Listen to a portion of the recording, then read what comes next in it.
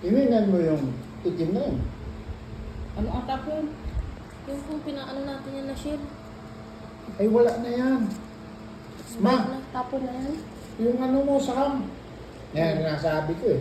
Hindi, wala na yan. Subukan mo lang din. Magpakulo Kasi, ka dun sa malaking kasi bawang. pinakuluan nila dyan. Hindi. Presto yan man, nilagay ko dyan. Di, Ilang araw na.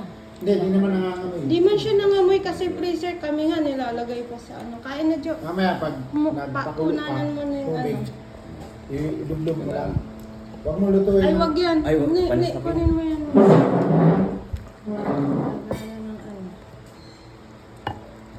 Buksan mo ano. Magkano ang kahoy dyan na ano? Na hindi, di ba dalawang klase pag bibili ka ng kahoy na ano? Yung pinakinis saka hindi pa makinis. Ganun ba dito? Hindi.